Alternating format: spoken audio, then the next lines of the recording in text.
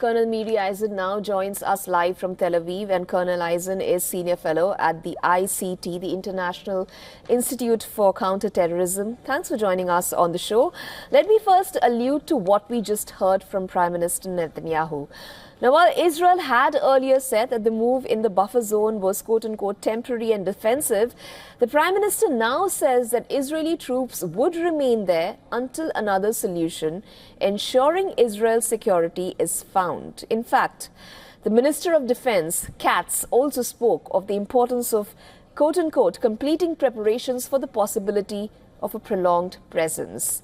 My question here is, where is this headed? When will Israel feel safe, or rather, what would make it feel safe? We're after October 7th of 2023. We didn't expect that one, and I say that in a very cynical way. After 14 months of fighting both against Hamas, Palestinian Islamic Jihad in the Gaza Strip, against Hezbollah up north. So you ask me, what will make us feel safe? Right now, I wish for Syria a better future. I am very happy for them that they do not have the barbaric dictator Bashar al-Assad and what was done there and what was exposed there.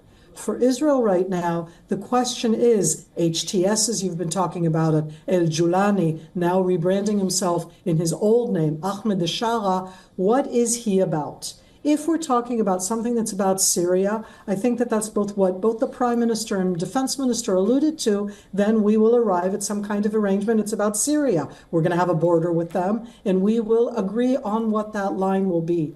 But what if HTS is still about what it used to say it was, which is the destruction both of the West and of Israel? Inside Syria, you have a lot of different jihadi Islamist groups that are part of the coalition that overthrew Bashar al-Assad. As I said, I want nothing but the best for the Syrian people. But some of those groups most definitely define themselves as wanting to destroy Israel. We need to continue to protect ourselves. We have a 90-kilometer border with Syria.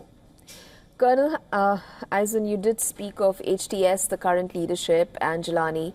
Now, with France, Germany, Italy, the UK holding talks with the new leadership in Syria, and even Turkey and Qatar, with the reopening of embassies in Damascus, have signaled a move in the positive direction, rather, as regards to communication and future relationship with the new regime in Syria. How do you view this? How does this bode for Israel? What is Israel's stance on the new leadership right now as we speak? As we speak, we are very hopeful for the Syrian people. And as we speak, we are going to be sure that we don't make the mistake that we did beforehand on our other borders, meaning we're going to be prepared. So I think it's wonderful that the different European countries are advancing that. Let's hope that for the Syrian people. And if we arrive at something which is like that, as both the Prime Minister and Defense Minister said, as I say, then I'm more than happy to arrive at some kind of a resolution. But until we see where it's going, and you heard before the special envoy of the United Nations himself saying that it's still unclear where Syria will go. Syria is a very diverse country that has a lot of different factions. And right now, I'm very happy for them, and I hope they stabilize and build a wonderful country. And right now, we're going to be sure that we're not the first ones to make the overtures to something like HTS. HTS had in its charter things that are very, very similar, both to Al-Qaeda and, for that matter, to Hamas. And we were, could you say, slightly burned? We wanted to believe, and look at what happened. So I think that taking our stance is one which is responsible, it's open, but it's not taking chances. You spoke of the diversity in Syria, and that brings me to the minority question in Syria. Julani says there wouldn't be divisions in Syria, but we are seeing clashes as recently as the ones between the Turkish-backed and the Kurdish groups in the north. Again, what's Israel's relationship with the minorities here? How do you expect Israel handling that?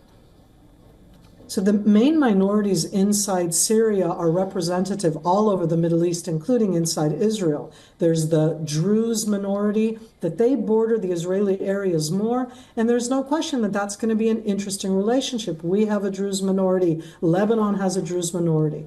The Kurds are further away. We don't border them, but there are Jewish Kurds. Most of them immigrated to Israel in the last 75 years from Syria and from Iraq. So there are relations there, both with the Kurds and with the Druze, but the bulk of Syria, over 55%, used to be Sunni Muslims, and within them you can have those that are focused on building Syria and those who are jihadi Islamists, and I don't yet know who will have the upper hand. We don't have relations with the Islamists. Of course, they call for our destruction.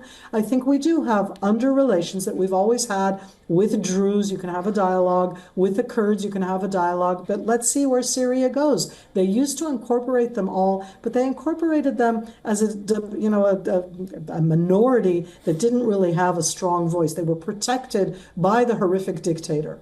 And I don't know what Syria is going to look like tomorrow morning, and we're not the ones who are going to be in the forefront of deciding what Syria looks like. We're waiting and looking and hoping for them for the best. Colonel Miri Eisen, thank you so much for your time and joining us on the show and for your insightful thoughts.